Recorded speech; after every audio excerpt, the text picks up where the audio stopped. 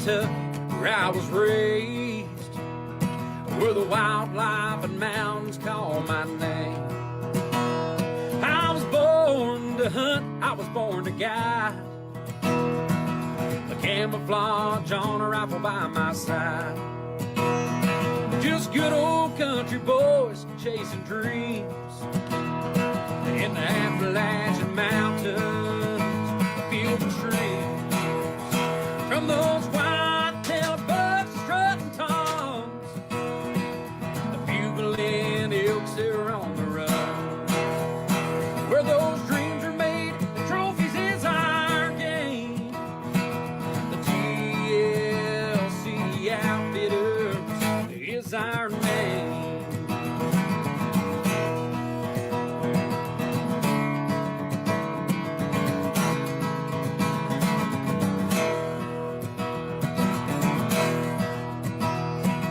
To hear the coyotes run all night, it's music to my ears and in my sights. I've got this hunting fever down in my bones. Glad my daddy taught me everything I know. From those white-tailed bucks strutting toms, the bugling elks that are on the run. Where dreams are made, the trophies is our game. The TLC Outfitters is our name. From those white-tailed bucks strutting toms, bugling elks that are on the run. Where dreams are made, the trophies is our game. The TLC Outfitters is our name. The TLC Outfitters is our name.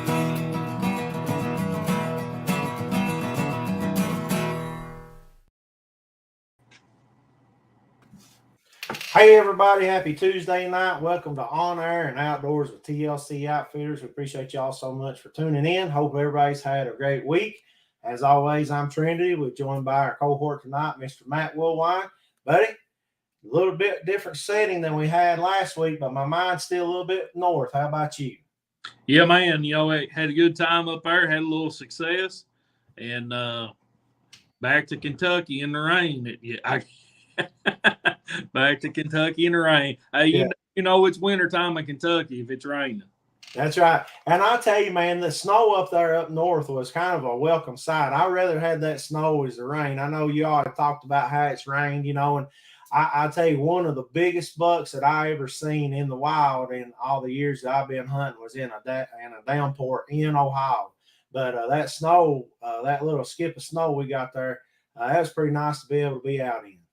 Yeah, I'd rather have the snow up there than the rain anytime. But, the snow's damp too, but there's nothing that gets in your bones like a damp day in the woods in Ohio, I tell you. That's exactly right, man. It's a cold like no other than the Florida cold. So we'll see about that. But we appreciate everybody tuning in. If you've not done so, please like and share this video. Get the word out there about all things on air and outdoors. Folks, we got a good show for you tonight. We are joined by one of the most prolific bear hunters. I don't care where you're at in the state. If you're talking about bear hunting, Dwayne Hall's going to come up. It doesn't matter who you talk to. Everybody's going to know the name. It's just like we talked to PJ Collins, a couple times on the show about white-tailed deer, and, you talk to this one about this, where everybody's got their niche. And when we're talking about black bear, we've got a great guest tonight, and he's going to bring us hopefully some knowledge that's going to be able to get people maybe a little bit of success this weekend. He ain't a bad predator hunter either. Yeah, he holds a pretty coveted trophy there. We're going to be talking about tonight as well. So we're excited, taking time out of his busy schedule, headed into muzzleloader season, taking care of dogs. We're in a rabbit season. We just come out of, not that long ago, we just came out of bear season with dogs, and now we're going back into bear season with firearms. So got a lot to talk about tonight. I'm pretty excited. We got some folks already joining us. Gator Paul, way down there in Inglis, Florida, says, "Hey guys, thanks for being with us." talking about Ohio, can't leave out our very own Corey Black. Says, good evening, gents. Thanks for tuning in, man. Hope you're doing good. Here's another Floridian, our good buddy Wayne Hargabus. We're getting nationwide, buddy. I mean, we're all the way from Ohio all the way to Florida. I'm telling you, man. Pretty good. Millions of viewers across the world. That's right. And so far we've got 19, so we're doing pretty good. 19 out of a million ain't bad, right? Not bad. 2 out of 3 ain't bad. That's right. And I can tell you right now, 5-star all the way at the Hacienda Hardwoods. That's right. That's right. Thanks for tuning in, Wayne. We appreciate you very much. And our number one fan says, hello, fellas. My mama, Shirley.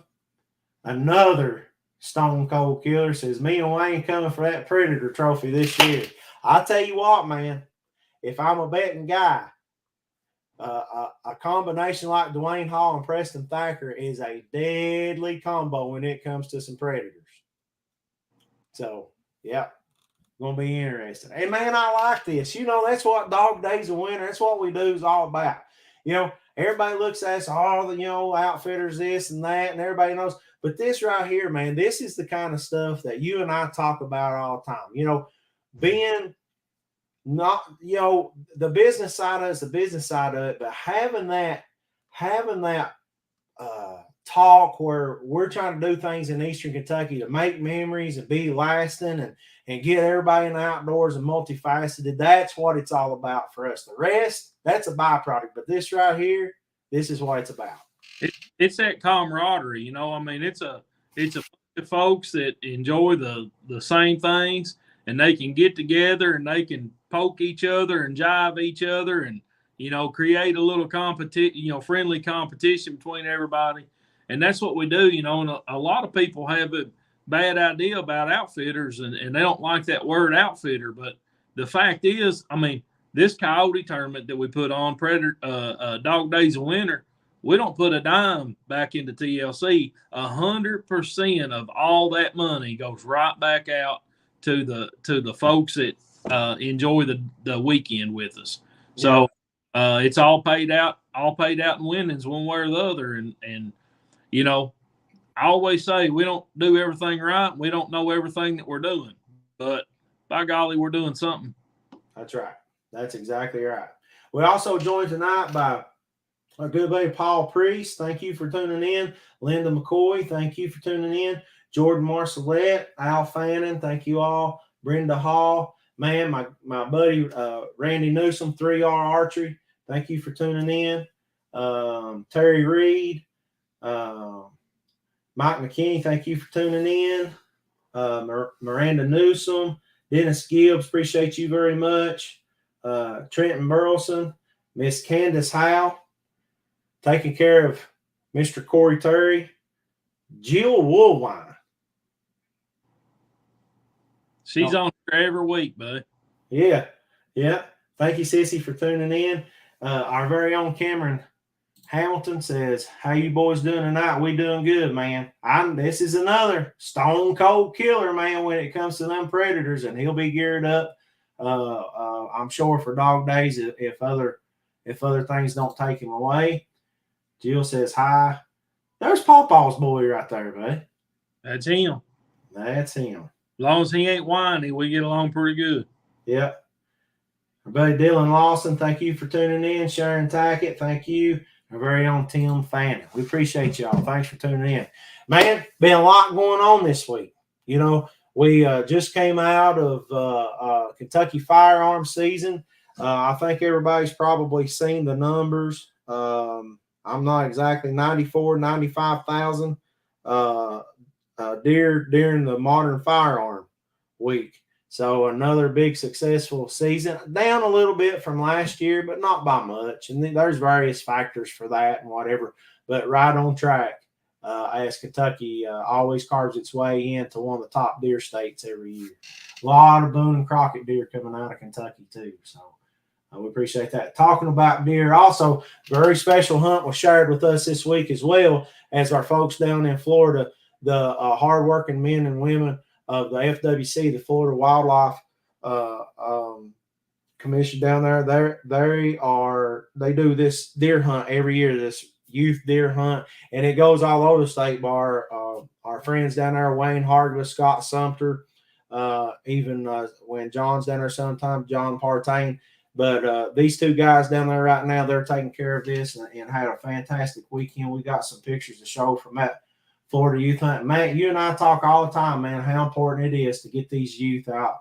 I don't care where you at, man, from Florida to Ohio, all in between, all over the nation. There's nothing more rewarding than to take a youth hunting. Yeah. And going by some of the pictures here, Wayne and Scott down there, you should have seen the gut piles and the carcasses that got thrown out after they cut these deer up and processed them and everything. So evidently they had quite a bit of success. As you can see, there's, what is that, 4 or 5 deer right there. And but they had, I don't know how many harvest pics they sent to us. Yeah. Yep. And this is Scott right here. Scott is active. He is an active conservation officer with FWC. And of course, our buddy Wayne is retired from a very successful career. Down there, man, protecting, just like the men and women do here, with Kentucky Department of Fish and Wildlife, the FWC down there protecting, the natural resources that we love to hunt and get after, and we talk about week in and week out.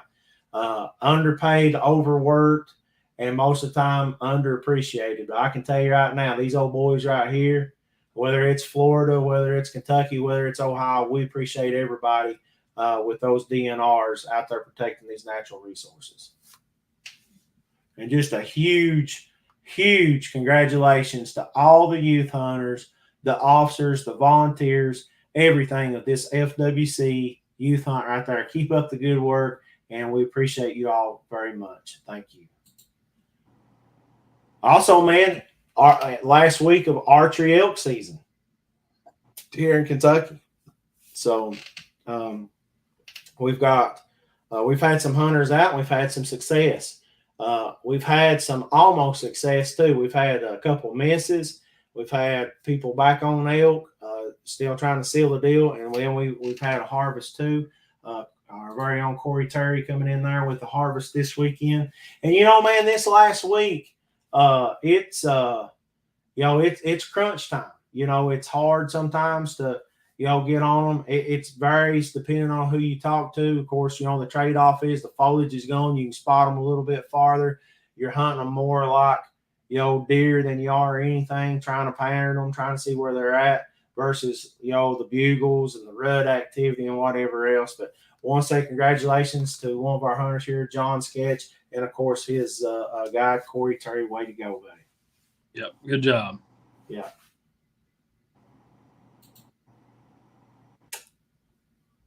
And coming up is muzzleloader season. And our very own Tim Fan says it's time to bag a sleeping giant now. I think a few good ones will be taken during the last muzzleloader. And I think you're exactly right. And I'll tell you what, man, it's time to bring on our guests because we're going to dive right in to this muzzleloader deer season and talk about, look here, we don't want to kill Smokey, but we sure want to meet up with some of his cousins this weekend, wouldn't you say? Yeah, I think Knott County could have used Smokey a few weeks ago, couldn't they? Oh, man, burning off the map. That's exactly right. A lot of counties in eastern Kentucky. The man, the myth, the legend, Mr. Dwayne Hall. How are you, my friend? All right. How you guys? I'll tell you what, man, I'm doing good, but I look in that background right there, and I see that coveted coyote head back there. That is a Dog Days of Winter tournament winner, first place, and then another big trophy back there as well. Yeah. So y'all Hopefully sure, they add another one to the collection. That's right, man. That's right. And I think it'll be bigger and better this year as we got a lot of new ideas, a lot of things going on. We're pretty excited about the Dog Days of Winter. Can't wait for it to get here. But before we get there, we got some things to talk about. Muzzleloader season, man. Are you going to be out chasing after big whitetail this weekend? I hope so. My bear hunting's about done for the year here anyway. We may go to West Virginia some. But now, actually, my camera's been going off. I've had a pretty good one coming in. He's played the ghost role here in the last 2 months. He's disappeared. He's back. So hopefully he stays around in the daylight hours, you know. How old do you think that deer is? Talking about him being so big, how old do you think he is? He's a good 5-year-old. Yeah. Yeah. Well, you and Matt are still on that, tag soup venture. Y'all stuck between, is it going to be tag soup or is it going to be, deer soup? But I tell you what, I think you're going to get him. And when we talk about deer hunting, sometimes we put all of our focus on archery and firearm. But this late muzzleloader season in Kentucky has got a lot to offer. Would you agree? Oh yeah. Yeah, it's they're kind of getting over the rut and they're trying to build themselves back up. They're hitting that food hard right now. So if you can find the food, you're going to be in. Yeah. High protein, folks. Say it again. Say it again, Matt. High carbs and high protein. If you still got a buck tag in your pocket, you better be hunting them food sources. Yeah.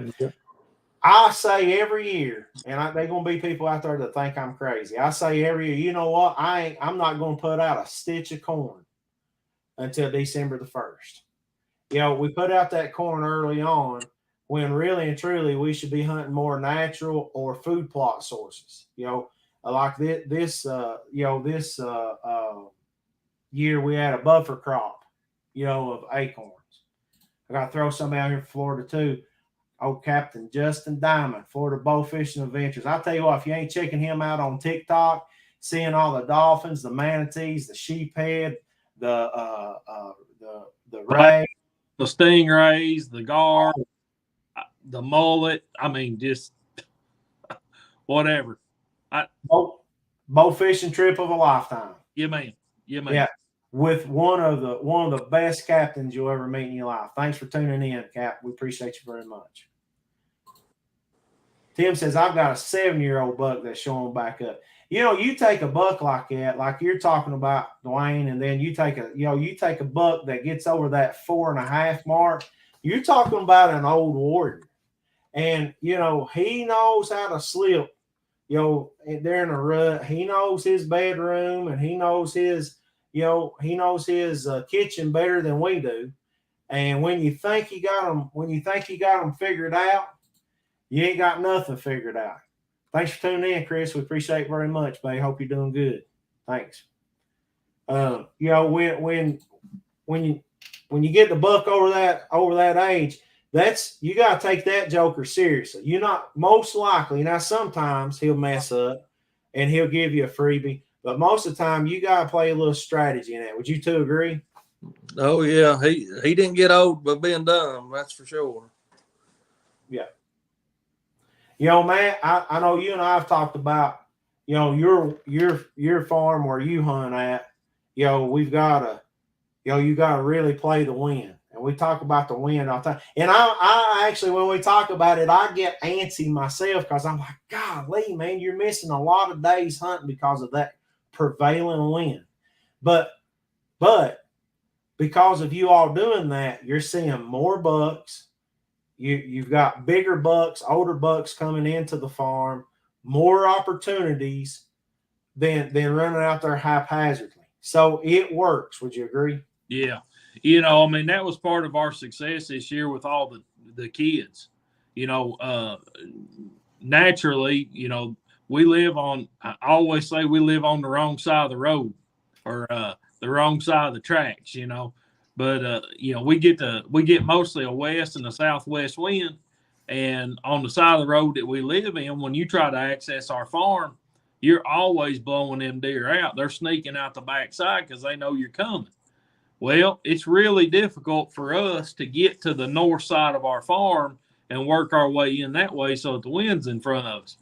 Well, during the youth hunt this year and then going right into gun season, we got a north wind both, I think, all 3 weekends. The youth hunt, the first and second week of gun season, cards were right. We got a north wind, which allowed us to just go right in there. And we seen tons of, so we seen a lot of deer and was able to be successful with all them kids. So did good, did well. Yeah. That's awesome. And back to what we were saying about baiting deer, I mean, we all do it. We put out corn or we put out whatever, leading up all the way through season. And it's hard not to. I get it. But I would like to try to focus my efforts more on hunting naturals or food plots early season. If you've got, and if you've got acorns, buffer crop acorns versus corn, seems like they're always going to go to those acorns. They may hit the corn, but now they got the most bang for their buck with those white oak acorns. And I feel like a lot of time, we've talked about it on the show before, and I'm pointing at myself, man, it's hard to go and do change. Whether it's beating us in our mind or it's beating us physically because we don't want to put the work in. We don't want to take the climber. We don't want to take the saddle. We don't want to do this, and we don't want to climb the mountain to go hunt the oaks. We just fall right back in that same old dead end rut, man. I'm just going to go hunt the corn pile. And I think a lot of times we miss grand opportunities at big deer because of habituation, doing the same thing over and over. Would you agree, Dwayne? Oh yeah. You got to get to the hard places. I mean, these big deer, the deer I'm hunting's on public land, so he's got plenty of pressure. They get to where you're not going to ride a 4-wheel or two or drive your truck to. He's going to the thickets to where you can't get. Let me tell you. Them deer pattern you just like you're trying to pattern deer. And when you smart deer, now look, anybody can go out there and kill a 2.5-year-old or a 1.5-year-old or a 6-month-old spike. Okay. Anybody can do that. But once you hit that 3.5-year-old deer, that deer starts patterning you just like you've been trying to pattern him. And if you're driving your 4-wheeler to the same spot every time, and you're getting off and you're tromping down the same trail every time, and you're sitting in the same tree stand with the wind that ain't good for you, guess what? He knows that before you even got out of bed that morning. That's right. That's exactly right. So, but talking about this muzzleloader season and this late season, Dwayne said it, these deer coming out of rut, they're run ragged. And they're kind of down, and now we're coming back to habitat. They're looking for the food. Acorns are about gone. There might be some red oaks left, maybe a few chestnuts, but the majority are gone. I always say when you start seeing them deer come to fields, the acorns are gone. So now's a good time. If you've saved all your corn money, now's a good time to be putting out bait and getting them to hit bait piles. Or if you've got those late season food plot right now is golden. And those are the things. And then deer become more patternable during this time. You can get more of a pattern on them, just like early season. The ruts are. But now let's not rule out maybe a few of those doe that did not get taken care of. There's still going to be a little secondary rut action going on as well. Would you all agree? Oh yeah. You can't leave out the beech nuts too. I mean, they really like them beech nuts. Yeah. They hang on a little longer than most usually. Yep. You're in their living room and they know everything about it, and you're just a guest. That's right. You step outside them 4 walls you call home, and you're in their territory, and they've got the upper hand for sure. That's right. So, I encourage everybody. I mean, if you've got a deer on camera and you can see what's going on with that's one thing. But if you don't, man, don't go back to the same old thing you've been doing. Try something different. I'm talking to myself. I'm preaching to myself. Don't do the same thing over and over. What's the definition of insanity? doing the same thing over and over and expecting a different outcome. You know, now is the time. We talk about it all the time in the turkey hunting. Don't be a turkey caller, be a turkey hunter. Now's the time. Don't be just a bait hunter. If you've got them coming, that's doing things, but get outside of your comfort zone and go to where they are and be a hunter. Read the wind, do the things, all that. Bub Tackett says, I've had a lot of success on these strip jobs late season bucks going back to summer patterns. That's exactly right. So it's like we was talking about.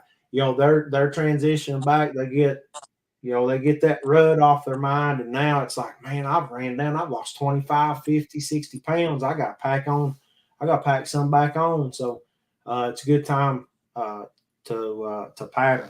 And want to say a big congratulations to Bub Tackett for winning a candidate seat for the 9th district. So way to go, Bub. Congratulations. What am I missing, fellas, about deer season? You got to be there to kill one for sure. Yeah, got 9 days this go around here in Zone 4. The last 3 days, am I right? The last 3 days are doe days. Am I correct on that, Dwayne? I think so, yeah. Yeah. So the last 3 days are going to be doe days. So we're still chasing bucks, buck only here in Zone 4 for the first 6 days. So, Matt, let's talk a little bit about doe management. There's no doubt about it that if you haven't done any doe management or you've not taken a look at the doe herd now, there's some spots in Unit 4 that's starting to pick back up from the EHD, and you get various talks. But when you get in those Zone 3, 2, and 1, especially 1, you're getting into some pretty thick areas with does. So, what about doe management this late season? We all hear the horror stories. We all hear conflicting feelings about it. What do you all think about it? Well, it all depends. It all depends. It just depends. So, here's the thing. If you need to have some kind of idea on what your deer population is on the areas that you hunt.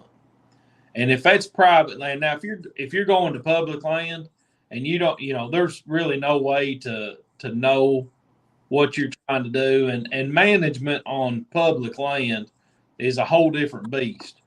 But if you're trying to manage your private land, if you're trying to manage your private land, you need to have some kind of idea on about how many, what kind of inventory you've got. Ideally, you would go 1 buck to 1 doe or very close to it. That would be the ideal ratio. And what happens is when you get to a 10 does to 1 buck ratio, you're wearing them bucks completely out. They've got to go and search, and then there's another scent trail that they go and search, and then there's another scent trail, and they never get a chance to rest at all. And you're really putting a lot of stress on your bucks. And, that buck may not be mortal to that buck, but what it does, it puts its body in such distress that now he's got to find more food source at the end of the season to build back up. And when you put stress on a buck's body, that negatively affects his rack for the next year. The more that buck has to search for food to build his body up, the less he can put in stores to start growing bone. And so, one thing is, if you've got a 50-acre property and you're seeing 4 or 5 does and you're seeing 4 or 5 bucks, awesome. You're probably doing good. In that situation, I would kill, depending on how many people you got hunting your property, but I would kill 1 doe. And if you've got 300 acres and you're seeing 10 does and 2 bucks, you probably need to be wiping out a few does. And when I say a few, 4 or 5 wouldn't hurt your property none. And when you wipe out those 4 or 5 does, you want to try to spread that over different age groups You know, you may kill a couple yearlings, you may kill a couple big mama does. And it just depends. I mean, it really does depend on the size property you got and what kind of perceived inventory that you have. And you got to be honest with yourself. You know, this isn't a contest between you and your neighbor for you to be like, oh, I've got more deer than him, or, you know, I've got bigger bucks than him, or whatever the case is.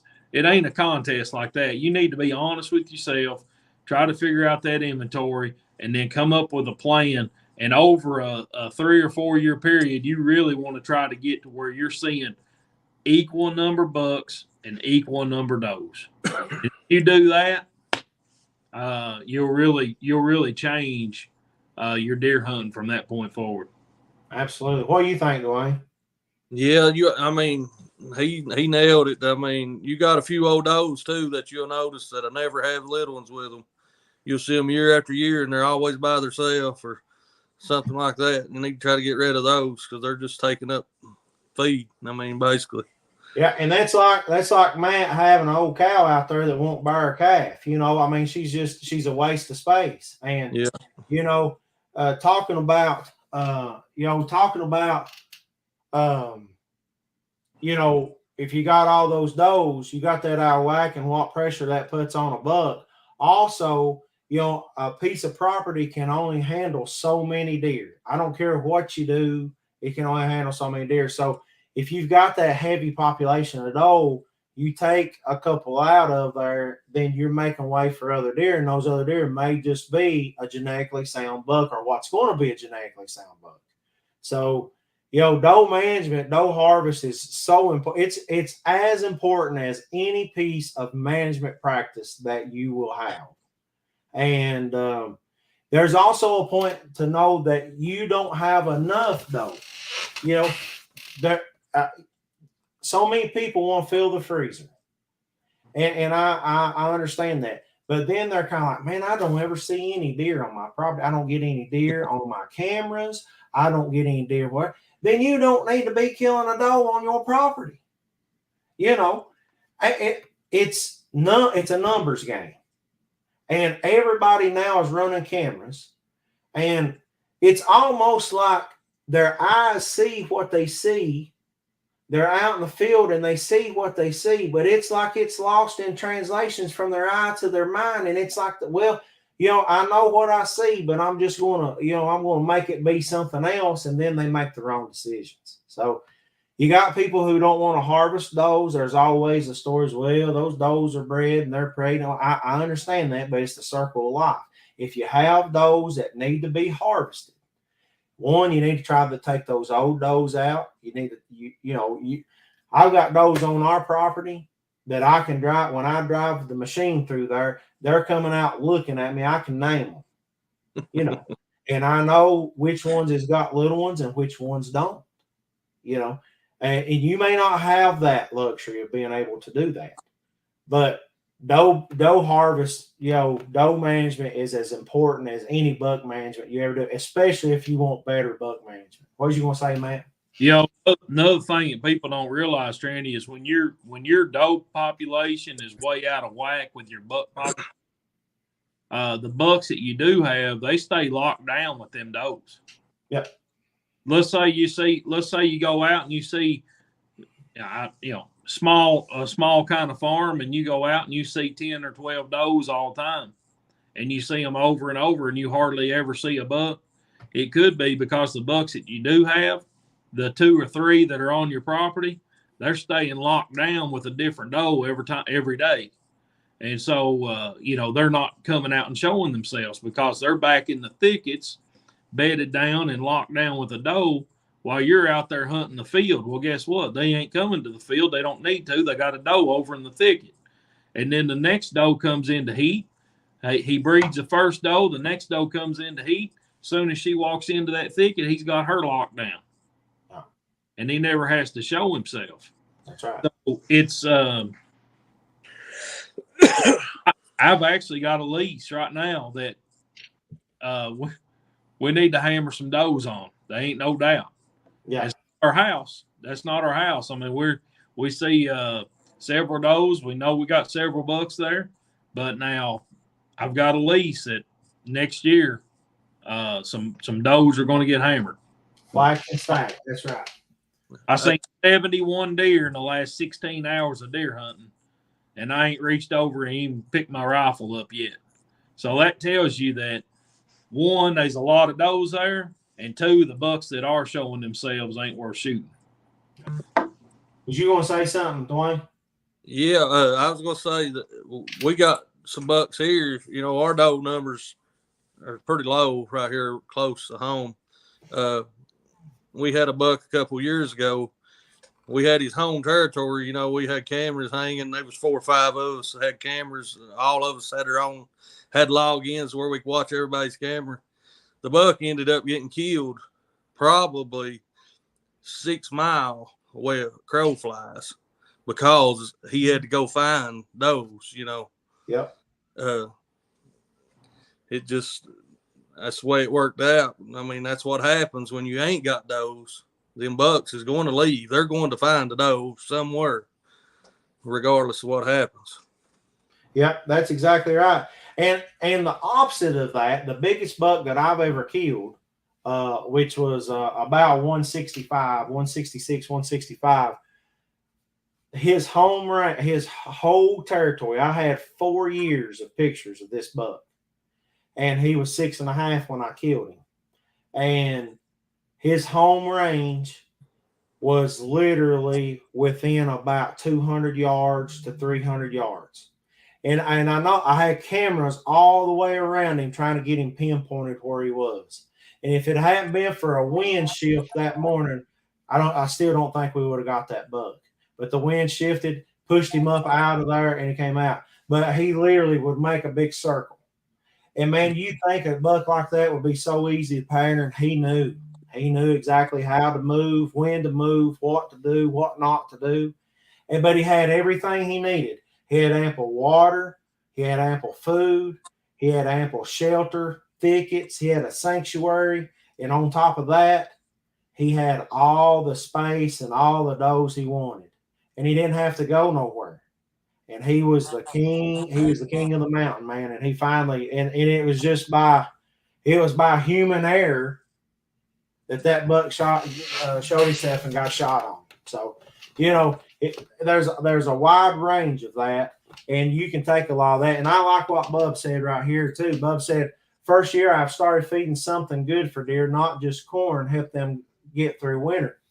Your mind also is if you're a wildlife person, if you're a wildlife farmer, or you're trying to be a wildlife farmer, or you're trying to grow deer, that's what you want to do. Corn is not it. You know, corn is like waving a candy bar to this big fat kid right here. You want one, you want a dozen, you want 12.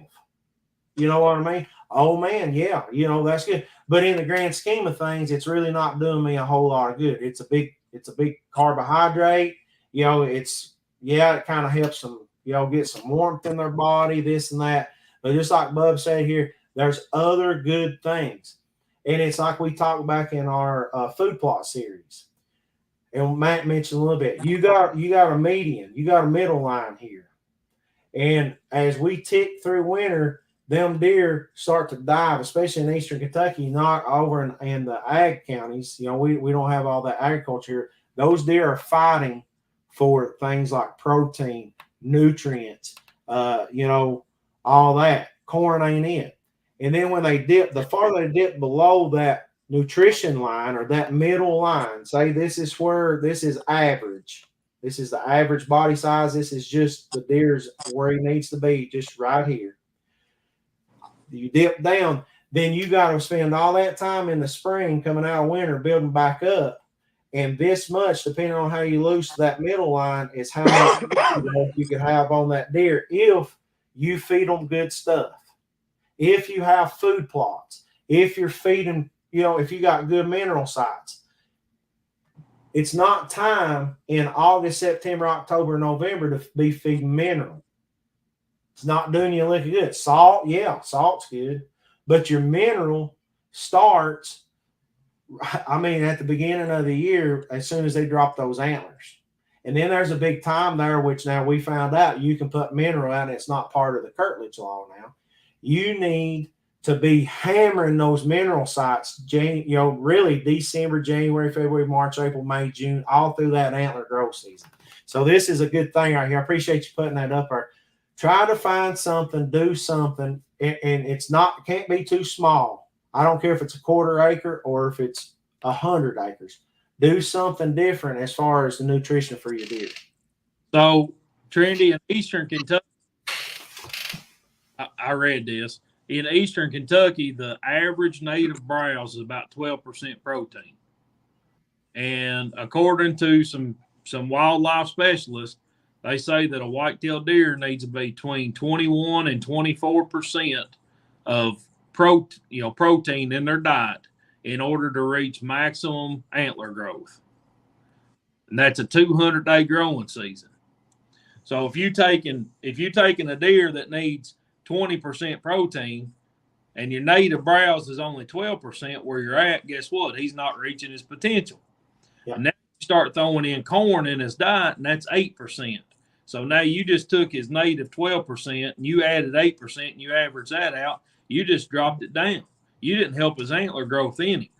So that's the importance of supplemental feeds that are high in protein. Of course, you get out in Western Kentucky, you get out in the central states and stuff like that, and you start getting into those ag fields where they got soybeans that are running 40% protein and higher. Well, guess what? That's easy for a deer to build back up. But corn's like a candy bar.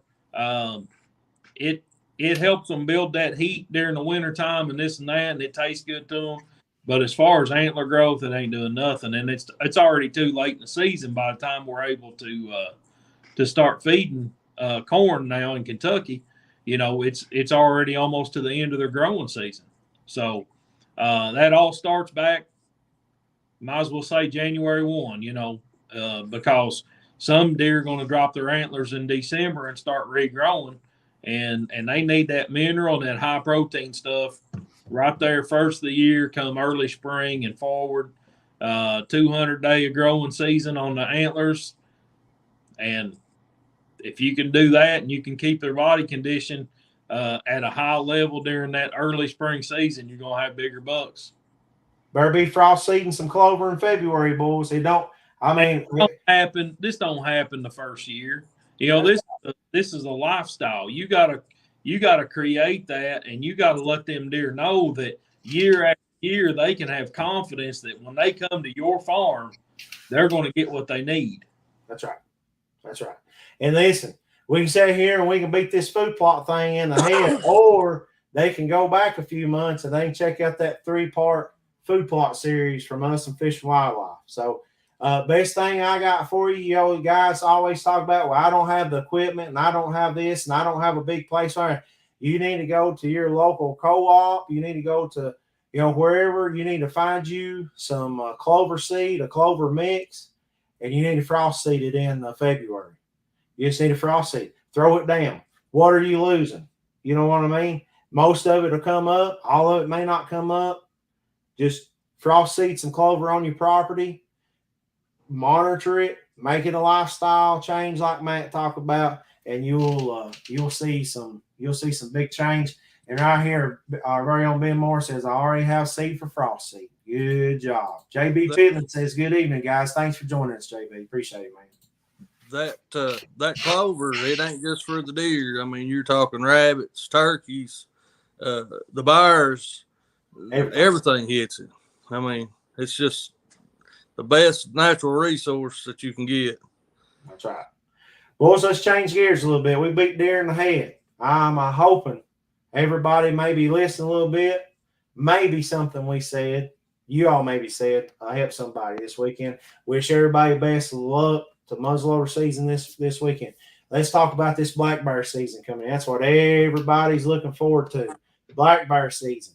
And boys, when you talk black bear in Eastern Kentucky, I don't care who you talk to, the name Dwayne Hall comes up. So I'm all ears when it comes to black bear, Mr. Hall. All ears. So I guess my first question to you is, it's a lot different coming up on the firearm season.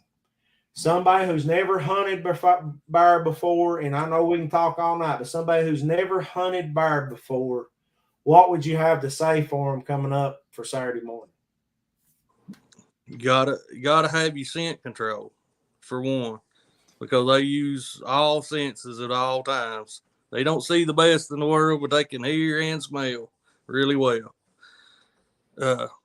For instance, you can be a running one with a dog, and the dogs get harassing them pretty hard. They'll win you, and they'll turn and go the opposite way. I mean, they use their senses at all times. Another big thing, natural travel way. Get in these low gaps, big flats. I mean, they're going to travel that stuff. Them bears like them thickets pretty good too. So I mean, they're not going to expose themselves if they don't have to. Yep.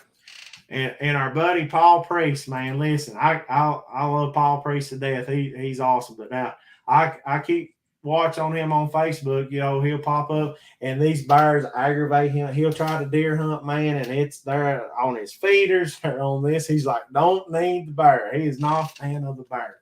I understand, Paul. Appreciate you very much. We'll have to come and visit him. We can take care of that problem.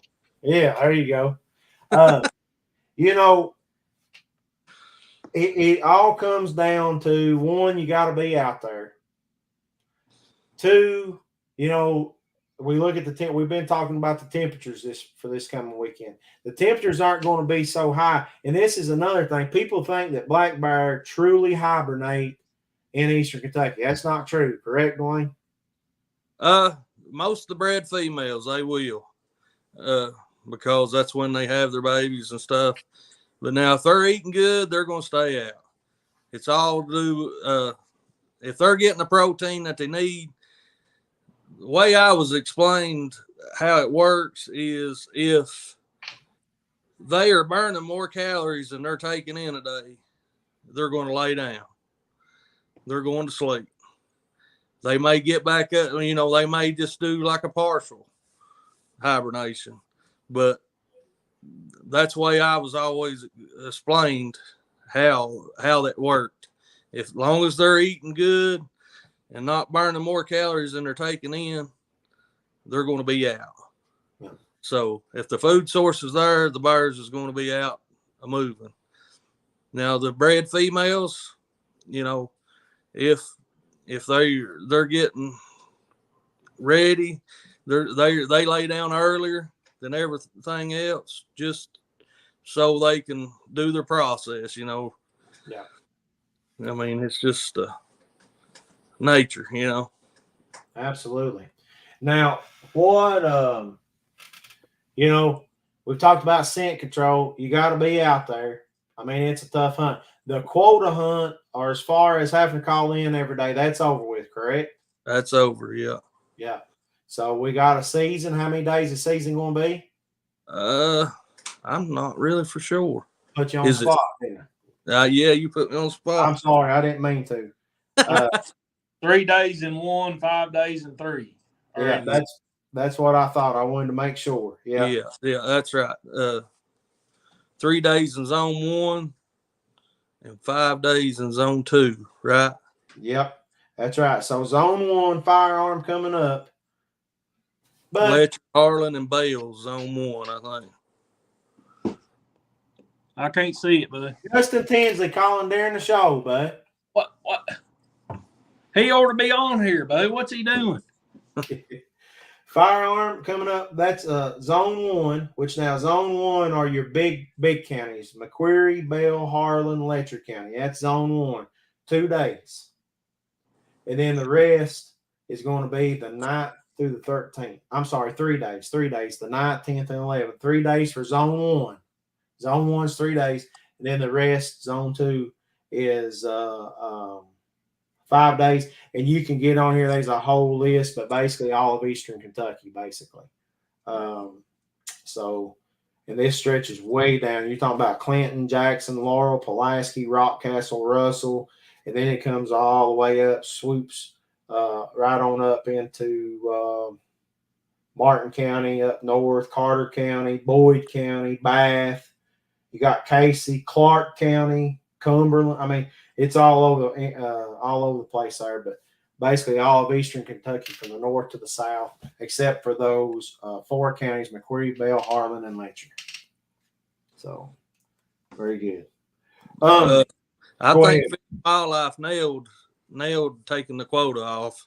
I mean, they was right. I think they was right at the point where they needed to take the quota off. Yeah, I agree with you. Yeah. Here's Justin said, about missed the show working 24/7.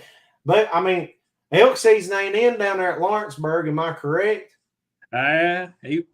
He wasn't working Sunday because, you know. Yeah. I know 3 people that called and asked him if he was open, and he said no. So he's only working 24/6 as far as I'm concerned. I got you. I think, though, after our little trip down there, I think he deserved a little bit of a break. But you ain't going to get it from Matt Woolwine. I can tell you that right now. Now, Dwayne, here's a bigger question. Let's say somebody harvests a bear. All right? Here's what I want. Somebody harvests a bear. You got that bear laying there. What's the next important step? It's got to be tagged. It's got to be all that. But now a lot of people are not familiar with field dressing a bear, field care for a bear, trophy care for a bear. Kind of take us through that. You've got to harvest one. Now what? Well, I mean, just like the deer, you got to get the guts out of it, get it field dressed, ready to go. Then you got to make sure that you call in and get your biologists out. They pull a tooth. They do hair samples, get measurements, weigh it. Old buddy Ken Ambergy, we run him to death when season's in. Yeah. But yeah, they come out and check it out good. They doing research on them, trying to figure out. And I think it's 2 or 3 months after they actually pull the tooth, they can tell you how old it is if you call back in. But yeah, that's a lot of people don't know that, but yeah, that's a major thing. You got to make sure you call your biologist. Dwayne, once you look, all right, you made your shot. It's a good shot. Bear's laying there. You field dress it. Can you move that bear? Or where can you take that bear and where can you not take that bear? I think as long as you got it tagged, you can pretty well. I think you got till like 8 o'clock that night or something like that, 8 or 9, to have it called in and have your biologist out. And he'll meet, most of the time he will accommodate you, meet you halfway, or come to your house if he needs to. Right. As far as that. But what Matt's asking, I think you don't have to leave it in the field. You can get him out. Once you field dress him, you field dress him, you get all that out of him. You load him up. You make sure you're tagging. You make sure, if you don't have service where you at, you make sure you fill out your harvest log with all the information you can. Yeah. You have that present, and then you can move him. You telecheck him as soon as you can. But, you don't. What he's saying is, say you're way back in the middle of I don't know, you're middle of Pike County, you're middle of Martin County, you're middle of something. You don't have to call right there. You can actually get him out and get him packed down with ice because it's going to be warm this weekend. Yeah. And you can get him packed down with ice, and you can call and you can meet them out somewhere, correct? Yeah. It's basically the same as a deer, but you just got to let your biologist check it out, get their hair samples, DNA samples and stuff, pull that tooth for the research. I think they try to study to see where these bears has come from, how they've migrated in. Is a lot of it. I think most of ours actually come up out of Tennessee and out of Virginia. Right. I think seemed like I heard one of them say something about the big forest fire pushed them, helped push them this way. That's why we had so many bears come in all at once. You know what I mean? Right. Because we went from 5 or 6 years ago, we had bears around, but they was scattered to, I mean, they've really boomed here in the last year or so. Seem like there's more in the last 3 years than they have been. And it just keeps getting more and more, Yep. Absolutely. Hey, Dwayne, what about shot placement on a bear? Is it the same as a deer? No, it's a little different. Tell them about that. Us dog hunting, we always shoot head. That's our, because we don't want to get a dog killed. We head shoot, try to kill them as quick as possible to keep them from doing damage to our dogs. But a bear's kill zone is not that big, really. And their fat absorbs a lot. It's unreal. I mean, if you don't make a good shot placement behind the shoulder, their kill zone is, I mean, it's probably actually half the size of a deer. It just, their bodies, they're tough. I mean, they're really tough. It's unreal.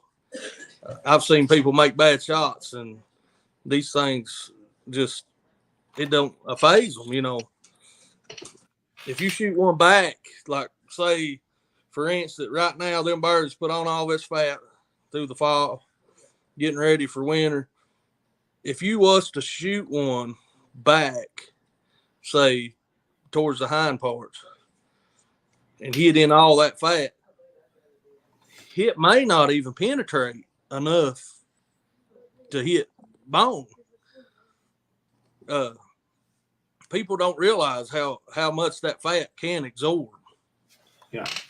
That's where the caliber of gun really comes to play too. I mean, our preferred gun is a 30-30 or a 45, 357, something like that. Something blunt and big, hit hard.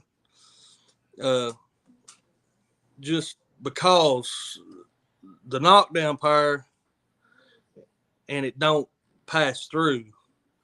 Right. Because, we're hounds, there's a lot of our preferred. But now, any of the common calibers, I would stay as big as, make sure you don't hunt with a whitetail bullet, because you need the heavy grain bullet to hit and penetrate, knock down. Controlled expansion. Yeah. Yeah. Because they're tough. They really are. Yeah. Tinsley Custom Wildlife here says, if anyone needs taxidermists, we will be in Eastern Kentucky this weekend and save you a trip. Our buddy Jimmy McGuffin says, I was told you can't take them out of the county it was harvested in until the game warden or the biologist comes out and does his thing.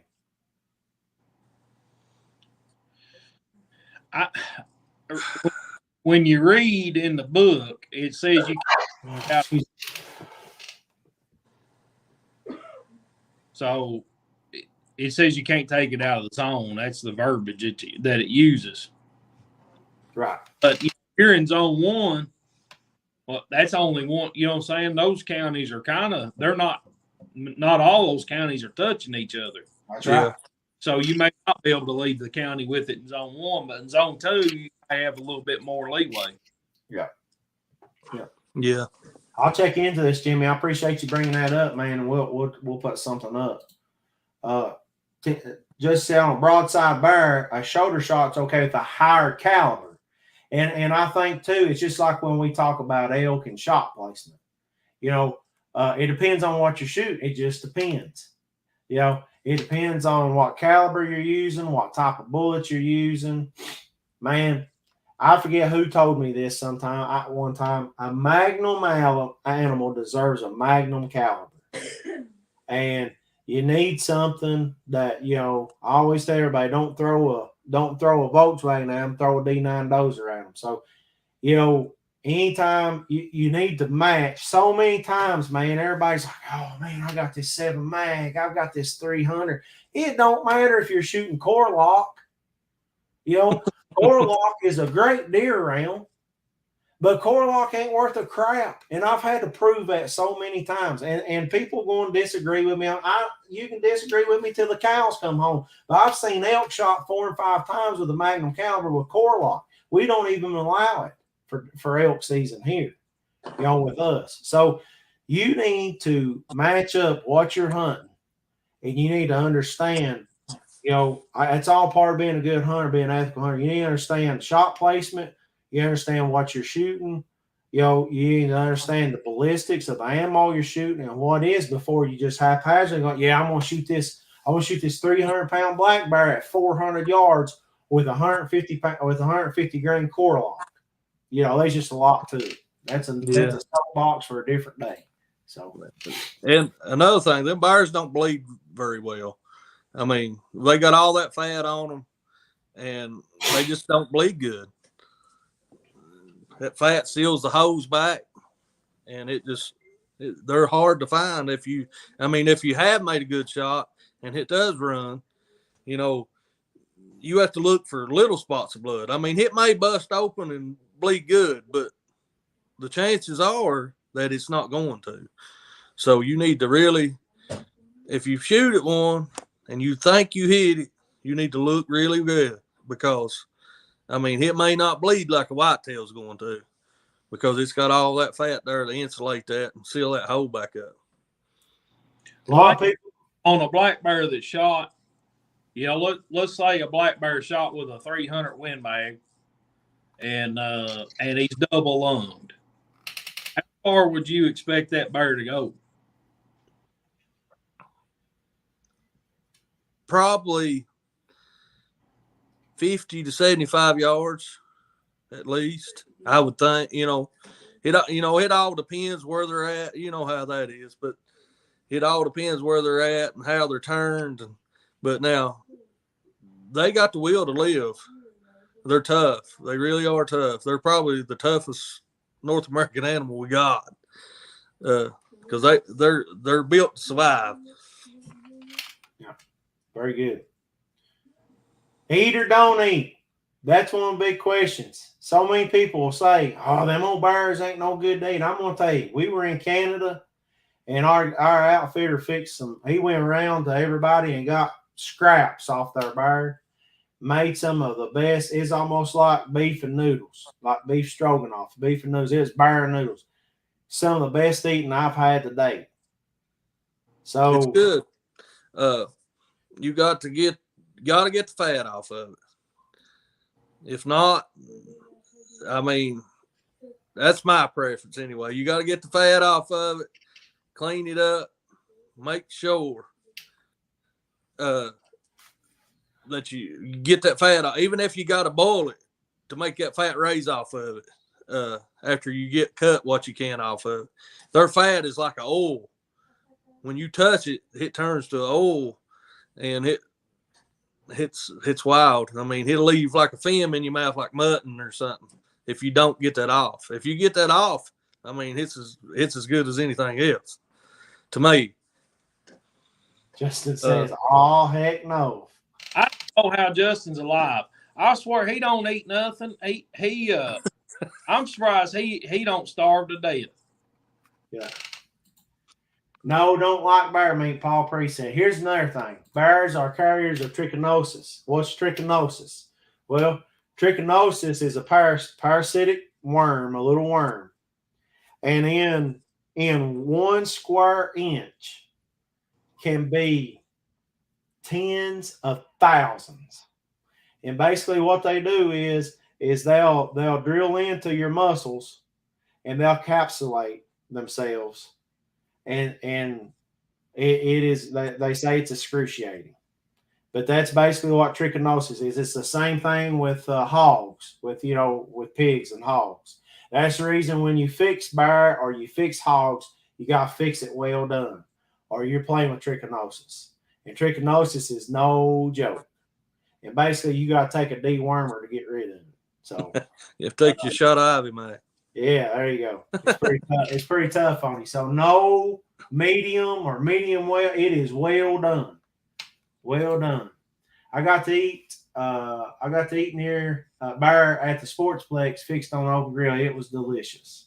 It was delicious. That's my favorite. Open grill, chunked up, wrapped in bacon. Yeah. Let it leach that fat out. You Yeah. know, you're rendering that fat out. So, Charcoal grill, open charcoal grill. Yeah. Is my preference anyway. Jimmy said I ate some of the meat off the ones my grandson's killed, and it was delicious. It is, man. If it's fixed the right way, it's just like goose, Canada geese. You know, a lot of people don't know how to fix them geese. And there's an old adage, I'll cook your goose. Well, that's what we do with them. You boil them geese, and I don't care, you can have the prettiest dressed out goose breast in the world with nothing on it, and you can boil that. There'll be that much nasty blue grease on top of the water. Then you take that out, you put them in a baking bag, all your veggies, inject it, put the butter to it, season water, slow bake it. It's the best roast beef in your life. Well, here's the thing. Them geese is made for extreme cold weather. Yeah. And that oil we're saying grease, but that oil that's saturated in them mussels keeps them geese from freezing up in those extreme temperatures. Yeah. Well, you think about a bear. When a bear goes into hibernation, his metabolism slows down so much that he's basically living in an ice box. You know, it ain't like a deer or an elk that continues to move around during the wintertime and keep those muscles loose and warm and this and that. Even if it gets cold, you know, those bears are hibernating, slowing their metabolism down. They're living in an ice chest, and so's them Canada geese. So that oil that's in their meat, you boil that out of there, and you got good meat. You leave it in there, it's tough. It's tough. My mom says someone gets a bear and don't want it, give it to Trinity and we'll take care of it. That's exactly right. You're exactly right, Mama. And Justin Tinsley said, I don't keep this figure by eating darn bear and lizard. I tell you what, if he had him a big bait of them iguanas, Yeah. Them iguanas are the real deal, buddy. Them's the real deal. I've got a question for you, Dwayne, and then we'll get off here, man. Thank you for joining us tonight. I know you're a busy guy. You got a lot on your plate, man. And listen, thank you for everything you do for sportsmen and women in Eastern Kentucky and the youth, man. I know you're a huge advocate for youth. You're a huge advocate for sportsmen and women everywhere. Thank you for all you do for us. Thank you. You're welcome. I appreciate that. I got a question for you, and then we'll close out. Morning hunt, evening hunt. You know, you hear a lot of people say they ain't no need getting out there early in the morning to bear hunt. You know, it's more kind of mid-morning, midday, afternoon, evening.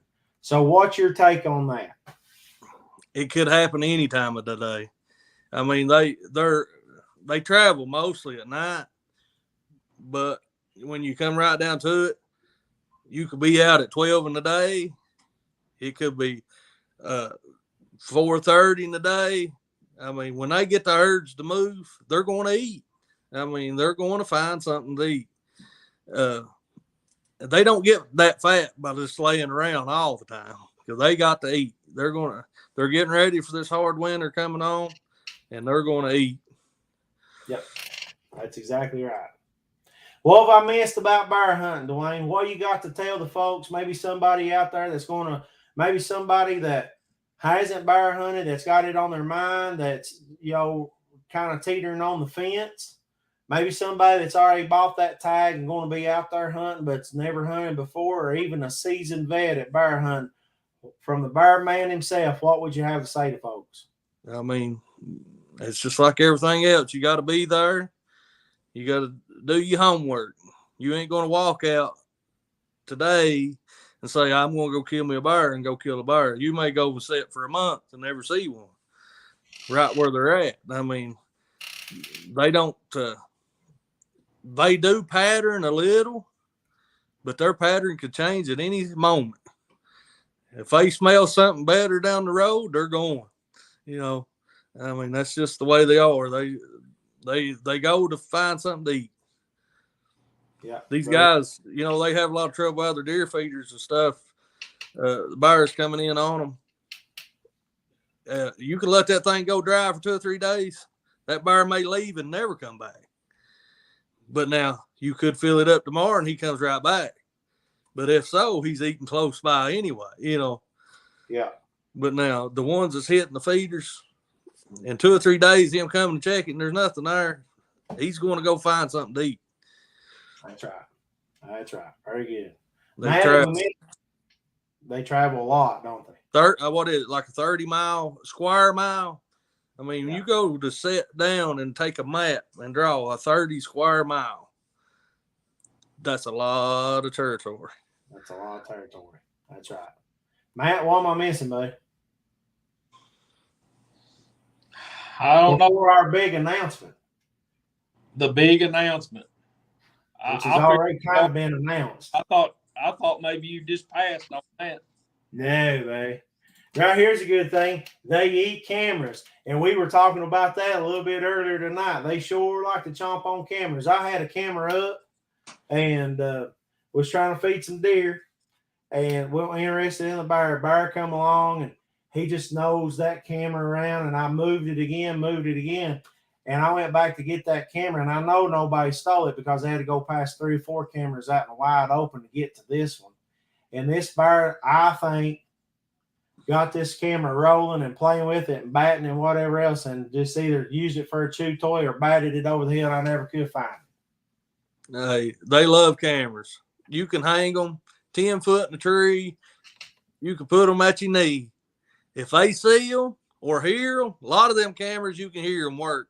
If you got one that you can hear work and the bear comes by, you can forget it because you ain't going to have no camera for long. Yeah. Very good. Very good. Man, And I appreciate you. Seem like they see the infrared light. It seems like they notice that too on them cameras. If they see them, I mean, they're really rough on cameras. They're very curious, Sam. They are. I got a buddy that he hangs socks and puts salt in them and stuff for mineral drips and salt drips. Hey, when they find one of them socks, we get some of the awfulest trail camera pictures there was. They'll have that sock hooked with their bottom of their feet and have it stretched as far as they can stretch it. They tear them all to pieces. That's awesome. That's awesome. And it's all curiosity. I mean, it ain't nothing but that. They're just like a child playing, you know. Yep. Absolutely. We got a special announcement right here, man, coming up. We're very excited about this. You've been keeping up with us. We are now offering guided thermal predator hunts, which basically are coyotes. So, we going to take you out. There's a lot of people want to try this thermal stuff. Either one, they don't have the money, or two, they don't want to put the money into the equipment. And here's we're offering a night's worth of going out and shooting some coyote on thousands of acres that we have. And it's going to be a good time. We're going to provide transportation to and from the field. We're going to give you high quality harvest pictures and videos, everything that we've got. And also we're going to include some snacks and some drinks in there. Season dates are December the 1st through March 31st. And then, of course, over in summer from May 16th to June 30th. And also we're running a Christmas special here, $25 off if you book now, but now till December the 25th. And for tonight only, this is the Woolwine special on top of the Christmas special. We're going to call this the Cason special. How about that? This is the Cason special right here. And if you don't know who Cason is, that's Pawpaw's boy right there, Matt Woolwine. That's his Jill and Matt's grandson. If you book before midnight tonight, if you book before midnight, we're going to give you another $25 off a booking. So there you go. I mean, I don't know what else I could do. One night, $200, two people, $400. I mean, I don't know what else to offer you. So You've got, we've had a lot of people call and inquire, and I'll tell you what, folks, this is your opportunity to save a few dollars. This is going to be big, boys. I'm telling you. This is high-end equipment, high-end guide service, high-end action. So get it booked, get your name on the books, and let's make this thing happen right here. Yeah, we're really excited. This has been something we've been toying with now for a long time, and really wanting to when the time was right and when we had everything. And it's featuring Rick's Thermal Optics, and Rick's is not big up here yet, but Rick's is the only optic or the only thermal to feature the optical zoom. The rest of them are digital. These have optical and digital zoom. Optical and digital zoom. So these things are top notch, made, created, produced by a fella from archery, and I cannot wait. I cannot wait. It is going to be awesome. It's going to be awesome, man. If you're wondering what kind of quality these things are, all you got to do is go to YouTube and type in a Rick's Optics hunt and watch some of those videos. And that's the kind of quality that you can expect here with TLC Outfitters on these predator hunts.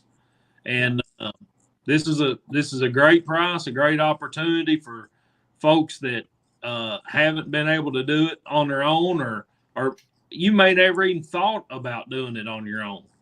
But the fact is that you can do it here with TLC Outfitters, have a great time, great quality. Hey, call up a buddy, get them going. All you got to do is have a hunting license and show up.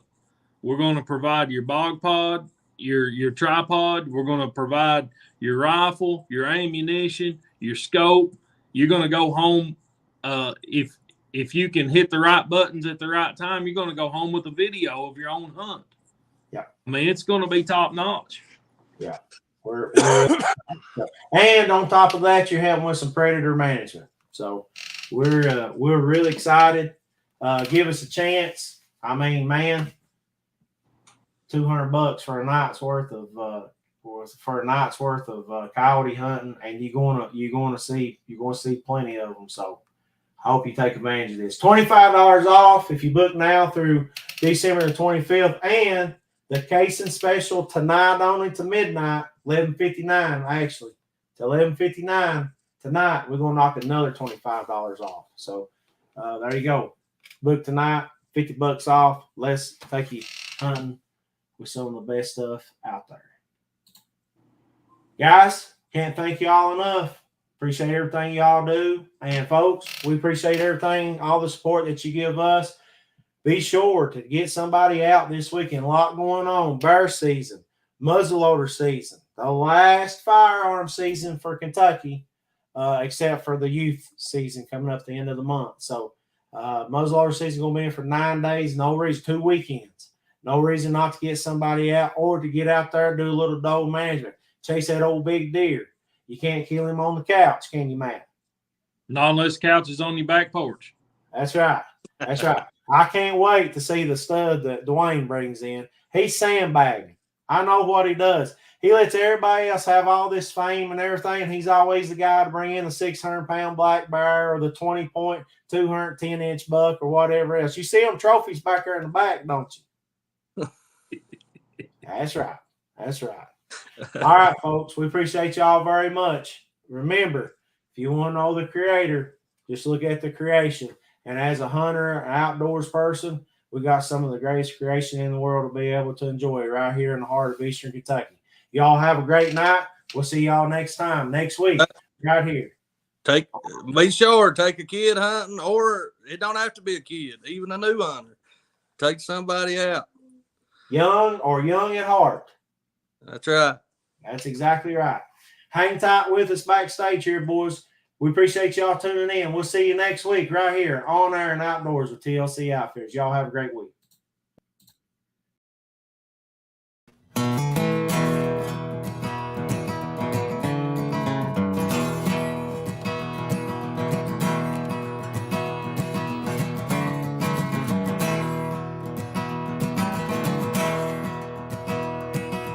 Eastern Kentucky, where I was raised, where the wildlife and mountains call my name.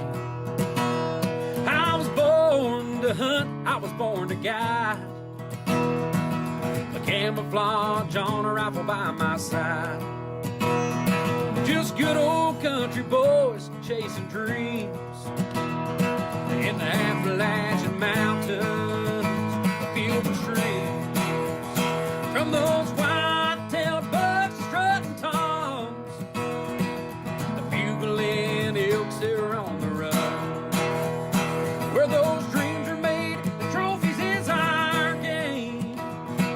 The TLC Outfitters is our name.